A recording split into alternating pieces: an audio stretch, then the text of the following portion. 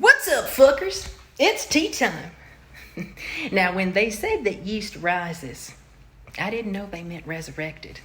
But that explains this mummy in makeup, Candida Petra. Mummification is the only logical explanation for the lack of hydration in moisture-free Marjorie. So the mummy returns. And she's brought the sixth plague from biblical Egypt with her. Festering boils. I guess we know why Hector Projector here is blaming the gays for monkeypox. But Marjorie Pox isn't the only thing she's brought.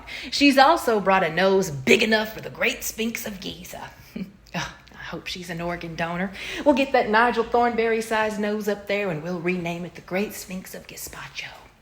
And by the looks of it, those eyes are so close together they look like they're about to amalgamate like the church and state. We'll have one big eye to put on a pyramid. Man, with all these wonderful improvements, we'll have to rename the whole region after our gracious donor, the Middle East. That has a nice ring to it. Just like Republicans think because of the gays has a nice ring to it. We get blamed for everything. AIDS, recessions, hurricanes, tornadoes, earthquakes, floods, 9/11, and we can't forget the time Illinois congressional candidate Susanna Tanis blamed gays for dementia and autism. And now it's monkeypox. The homophobic Erectus says that monkeypox is basically a sexually transmitted disease that only affects some people in our population, so it's not a threat to most people in our population, and it should be laughed at, mocked, and rejected, and that it's spread through gay sex orgies. Marjorie.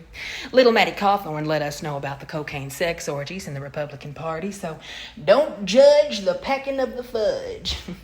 Not that she could.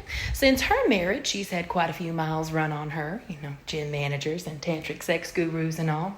Better be careful or you'll be mistaken for a means of transportation. All those miles, you're full of gas and you got the jawline of a goddamn Buick.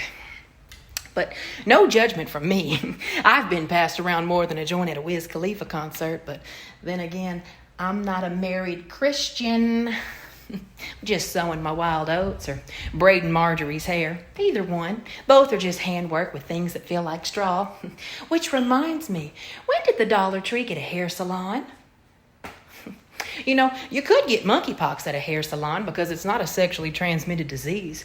The disease is actually spread through respiratory droplets, prolonged face-to-face contact, or touching items like clothes or hair salon capes. It's also spread through direct contact with lesions. Direct contact you might receive at a Republican cocaine orgy. You see, unlike Republicans, monkeypox doesn't discriminate. It will infect anybody.